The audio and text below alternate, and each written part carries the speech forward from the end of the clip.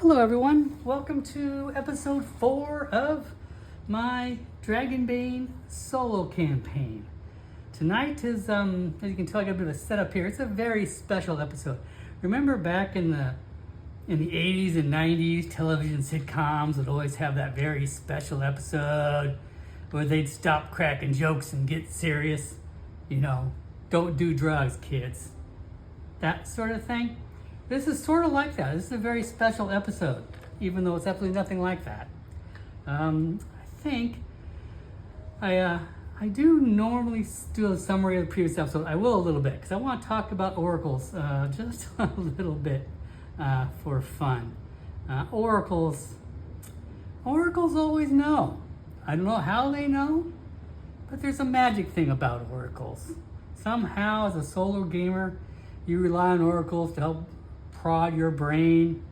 Somehow things always work out. It's like the oracle knows what to do, how to prod your brain, how to tie everything together and bring everything full circle. For example, our hero, Sir Isaac, the Hobgoblin Knight, first arrived in session 1 in the town of High Karn. While cruising the market, a thief stole food from him, and he lost the thief while trying to track him down through that marketplace. He got away, already leading his time in High Karn to be discouraging. That was, by the way, waypoint 1 that I had written out for my campaign. While in the busy marketplace and stall, someone bumps into you almost too late. The pickpocket is slipping away through the crowds. Will you lose an item, lose your silver, catch the thief? I lost a ration of food.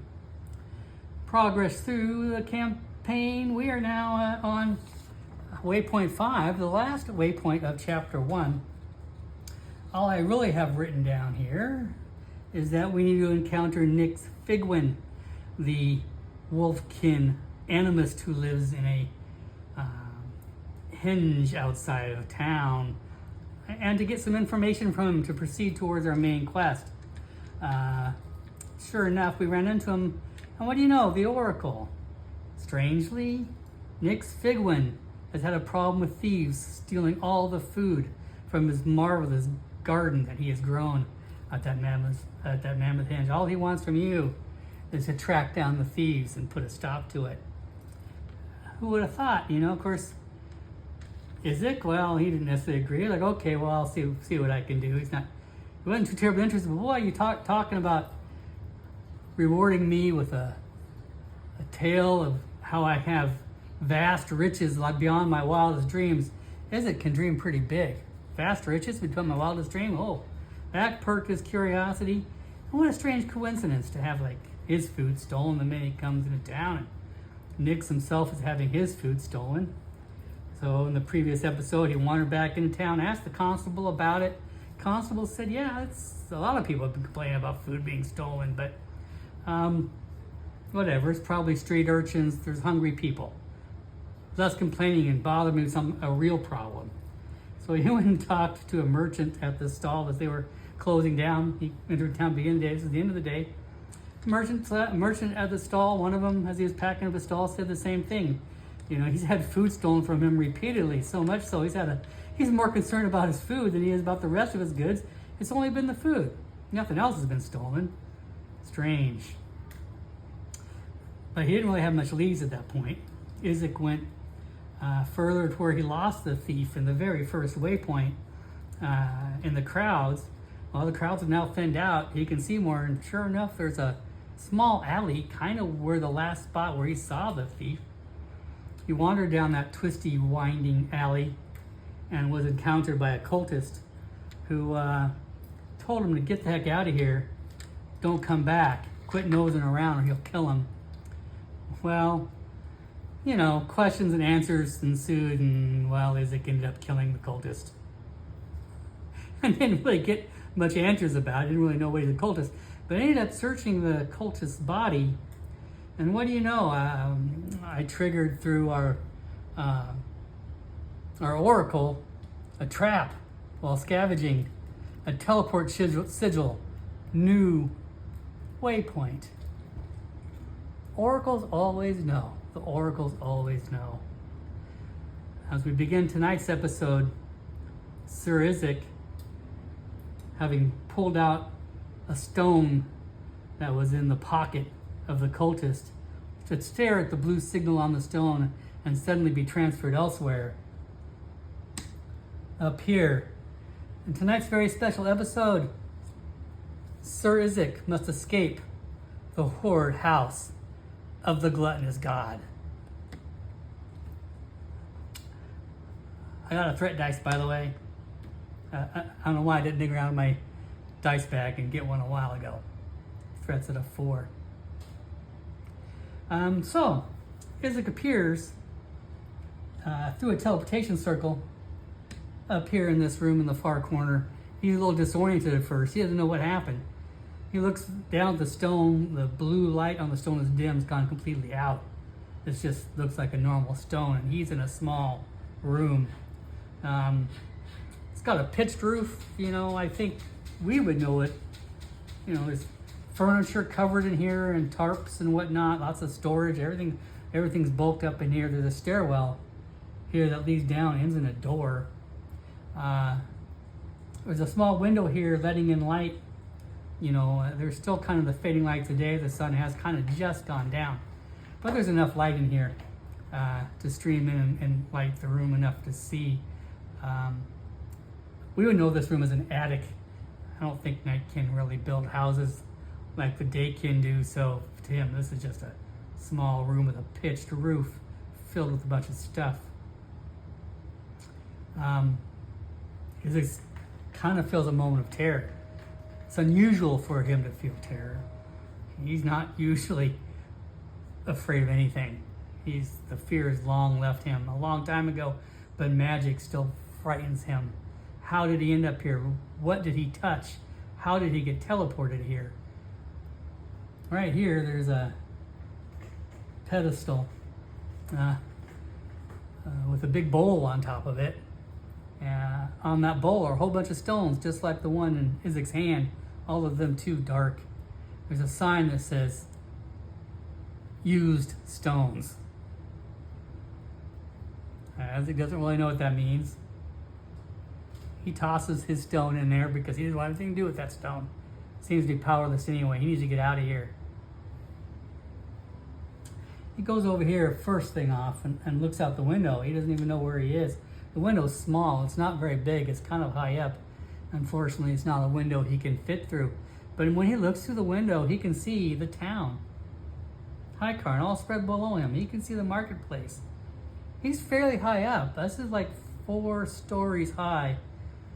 That also confuses Isaac because when he got into town, it didn't seem like there were any houses more than 2 stories. I guess he didn't exactly pay a lot of attention, so perhaps it's possible, but this house, this building he's in, is twice as high as any of the buildings around them. It's confusing. The window is not large enough for him to go through. You can still see the sun just dipped below the horizon. Night is coming. And they said surrounding this room is a bunch of covered items covered in tarps and blankets. I think I'm going to use a spot hidden. Let's see if he can find anything. He's going to look through these items and see if there's anything here to find. Let me pull out his character sheet. Spot hidden. 10. That's a success. Zig's digging around. Sure enough, it's furniture. They're stacked. Chairs that are all stacked up. Tables stacked up on each other. There's also a writing desk. He starts rummaging through that writing desk, and it's mostly empty. There's some loose papers in there, some old quills that are all long dried out and damaged, but jammed in one of the drawers, he finds a letter. He pulls it out and starts reading it. Automatically, once again, even though this does not appear to be magic related, his heart drops through his chest. He recognizes the handwriting. He recognizes the name. On that letter, it appears to be written from a Naja Ulam. He rummages through his pockets and he pulls out a letter. He remembers he found off that dead corpse when he killed the giant boar, he had a letter on that corpse. Their name, Naja Ulam, is on both these letters. The letter he found off the corpse back outside, south of town, was damaged, smeared. He couldn't make much of it. This letter is much more clear. It's from Naja. And it says, Dane, do not come to our house. Our house has been taken over by strange men. I fear for me. Please, if you get this letter, get help, get the constable, and come. I'm afraid I'm being held hostage in my own home. Dane, do not come here. It's too dangerous. Get help. Doesn't appear this letter was ever sent. Perhaps Dane did indeed come to the house. Perhaps Dane did indeed find danger. Perhaps that was Dane. Naja, her fate at this moment is unknown. Strange. He listens for a little while. I think he might even take off his helmet, and so I don't get a pain on awareness. And he's going to see if he can hear anything.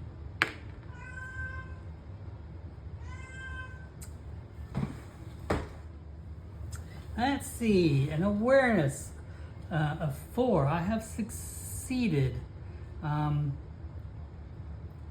He doesn't hear much. There is some sounds from beyond the store, but they're very faint. He can't really tell what it is. But there is a light under this door, this heavy oak door here, so there's definitely light in the room below. Of course, he doesn't know, he certainly doesn't want to stumble upon a whole nother room full of cultists. I think I'm going to try to be, I think he'll put his helmet back on. I might, who knows, I might need that armor. I think he's going to try to open this door very carefully. I think I will use a sneaking for it. I don't know. 3, holy cow! My dice are hot tonight. I only have a sneaking of 5. Yet somehow he pulled that off. I'm not going to self-made a bane to it for my armor or whatever, because it's not that kind of roll. He's just opening a door. He's not trying to move so much. So he opens the door a crack. Sure enough, this room beyond is fairly well lit. There's a torch on either side of the door. At least from his field of vision, it appears to be empty. This room looks really run down from what he can see. It's damaged. It does appear to be blood on the floor right down here.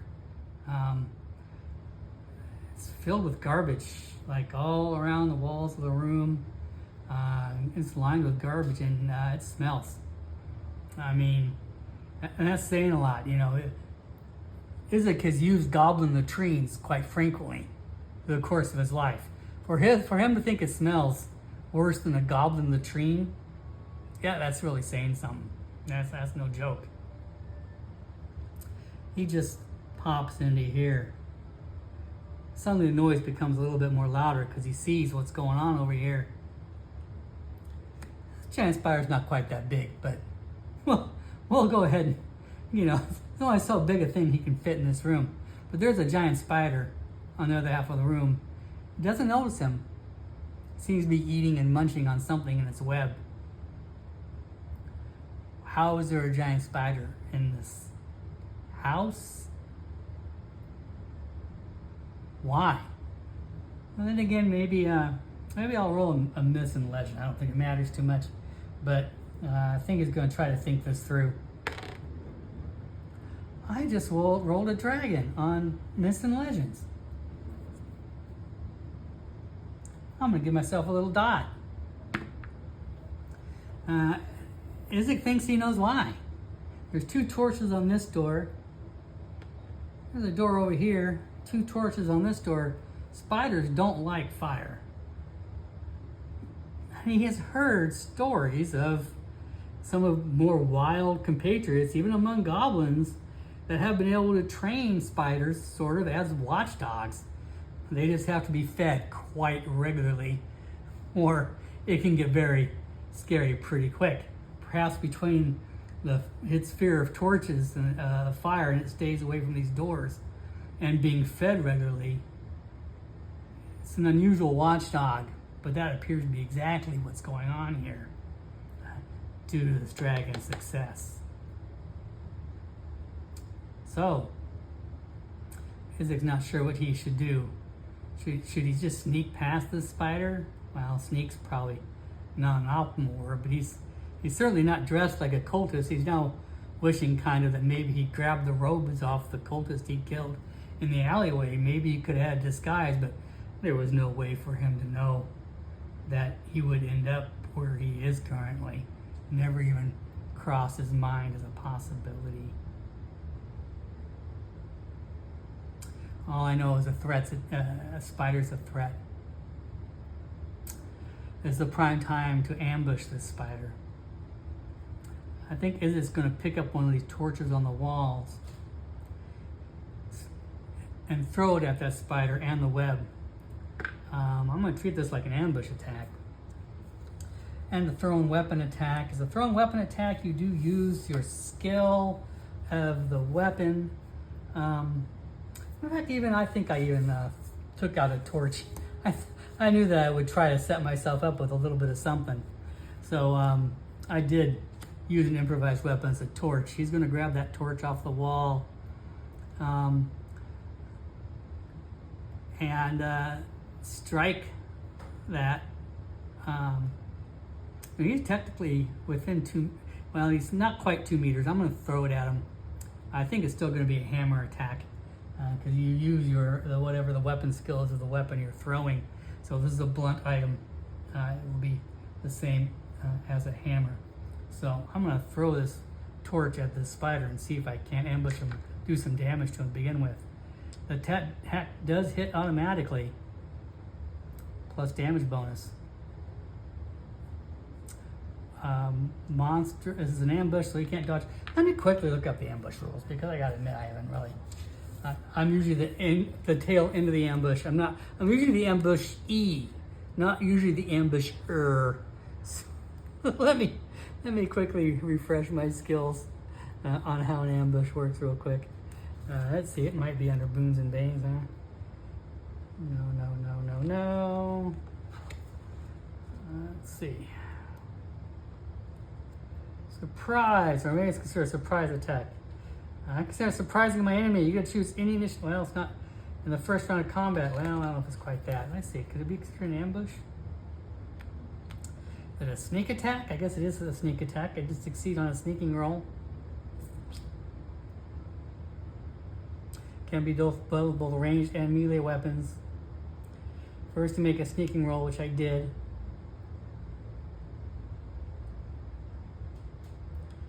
The attack counts as a surprise, which means you can choose any initiative card you want. You also get a boon on the attack, and the target can neither dodge or parry. Okay, so we're still going to consider this to be initiative, so I will draw initiative cards. Oh, Sir Isaac, a spider, and you don't know what's writing down below you, my friend. I'm worried for you. I said I was gonna do my best to try to set you up for success, but you might be in trouble, Sir Isaac. This may be the night, or maybe not. 2 initiatives for me. 10 and a 9. That's great. And a 6 for the monster. Okay, so let's see now.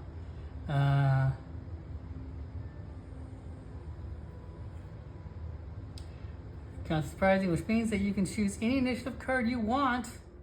You also get a boon on the attack. The target. Oh, okay. I get to choose the initiative I want. Oh well, hell. Now, all I gotta do is go better than a 6. I'm gonna choose this a 4 instead of this 10, so I can go first. But I can go first and second this round. Okay. It can't dodge a hit, so I'm gonna do 2d6 fire damage to this thing, in addition to blunt weapon damage. Wow, 11 points of damage. And if I remember correctly, like a blunt weapon is a d6, right? Let's go over to my, this counts as a normal whipping. Beep, beep, beep, beep, beep. It's just considered a small blunt, or light blunt object, if I remember correctly. A d6. Okay, and it doesn't, or d8, does an additional 8 as I smack him with this torch. 11 and 3. I've just done 14 damage to this giant spider. Let me get his hit points out here. And let's see.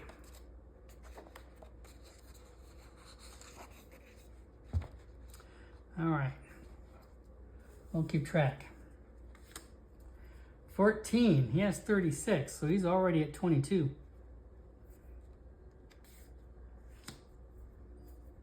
Oh heck, let's get a clean sheet here. What the heck?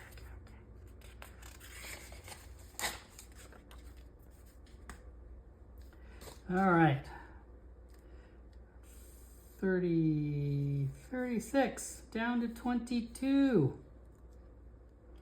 That is a great way to start it.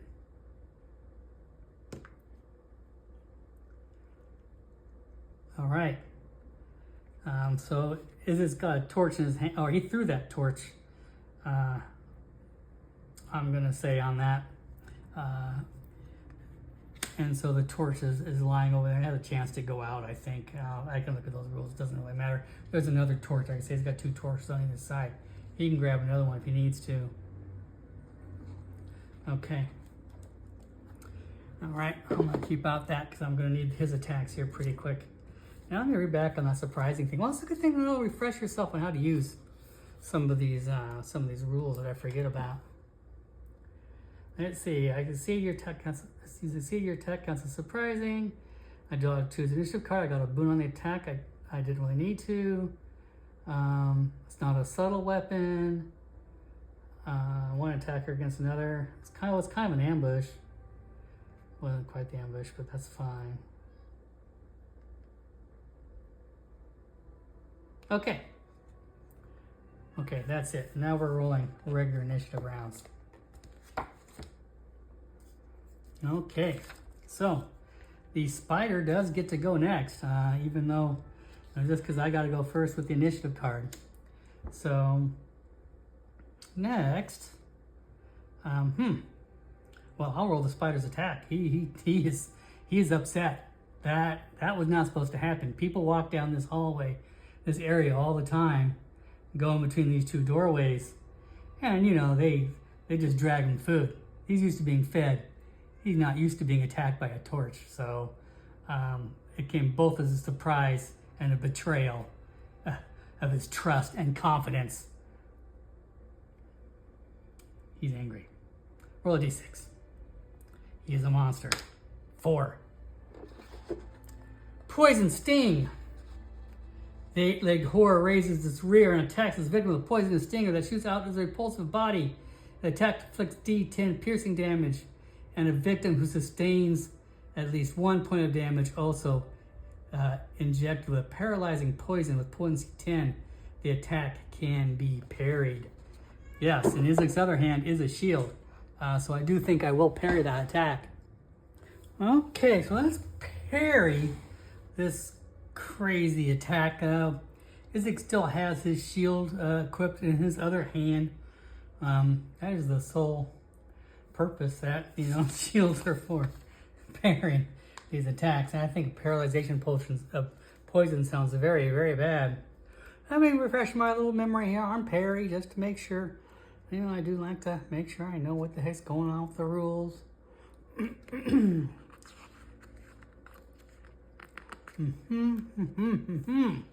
Parrying. When in close combat, you choose to parry the attack with a drawn weapon or shield. Know that you cannot draw a weapon to parry. As a free action must be performed on your own turn, you must declare that you are going to parry before the attacker rolls for damage. You cannot parry unarmed. It is also impossible to parry a dodge. Parry is a reaction. Breaks initiative order. Replaces your regular turns. You must maybe flip your card. Okay. It means you not parry if you're already doing. I have a turn left to go.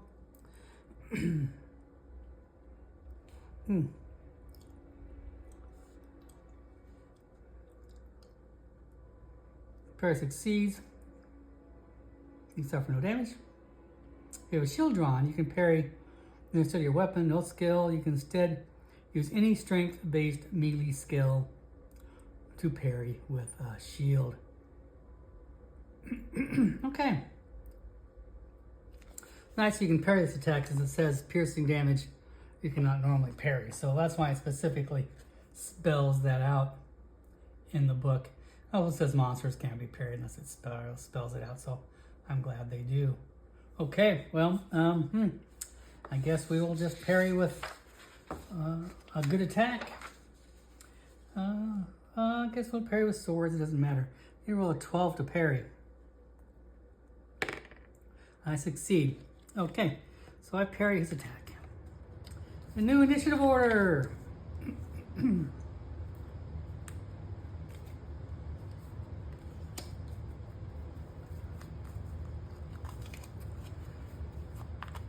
I'll just slow things down a little bit to shuffle initiative cards, but that's the nature of the game. We're not in a hurry, are we? I don't think so. I don't think we're in a hurry.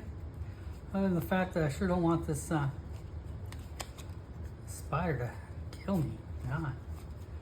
I'm glad I got down to 22 hit points, but that still seems like a long ways to go from where I need to be.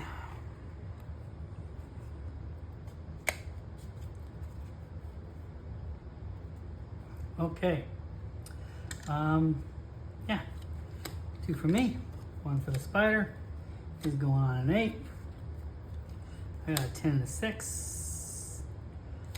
I think I'm gonna swap initiative cards with the spider. I think I'm gonna go on that 10. He can go on the 8. That way I have a reaction available to me. I'm gonna draw my sword. That's a free action. I'm gonna attack.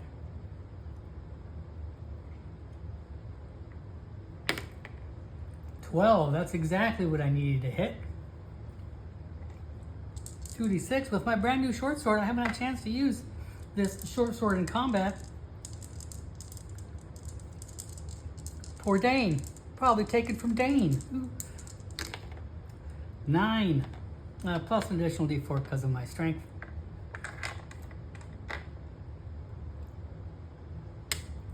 9 and 4. 13 points of damage. That puts this spider down to 9.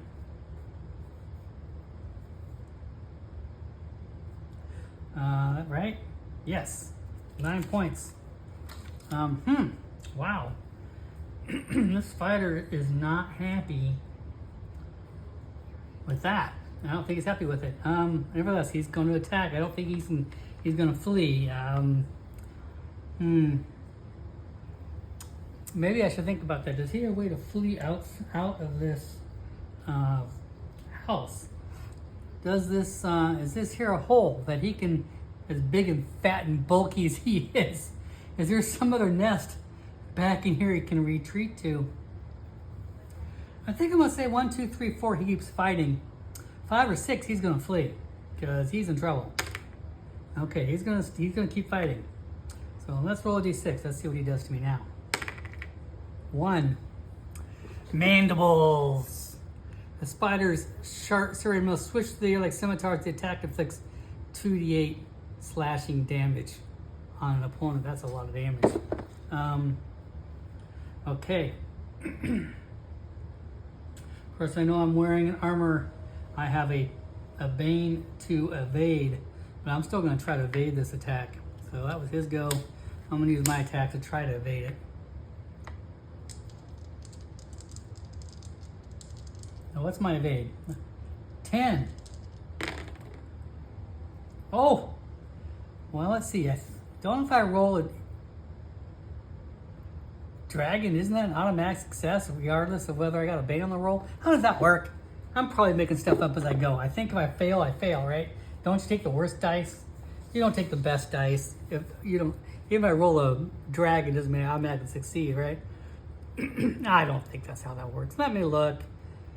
Only because it does make a difference. Rolling a dragon.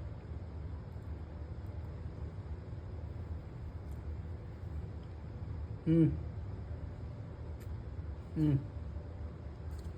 and Banes. Okay, sometimes you get both. Oh, no, let's see. If I got a Bane on the roll.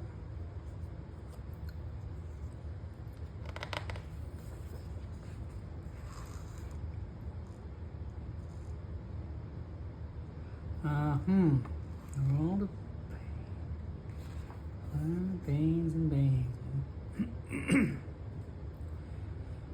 Well, sometimes you might want to underscore that turn back is hard and hinder when I get a boon or Bane roll. In both cases, you roll 2d20, but only one result counts. If you have a boon, only the lowest roll applies. If you have a Bane, only the highest roll applies. Okay, so yeah, you don't. Doesn't matter. It's always the worst one. Now's a good time to push that roll, though. That was an agility, kind of an agility skill.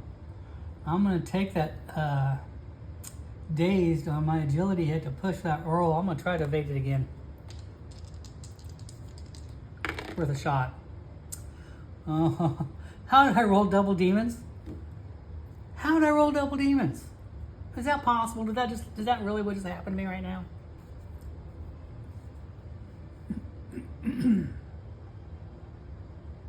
I'm gonna check that evade box. Double demons. Double demons. I gotta take a little bit of extra hit from that. First off, let's roll damage. 2d8. Wow. Double demons.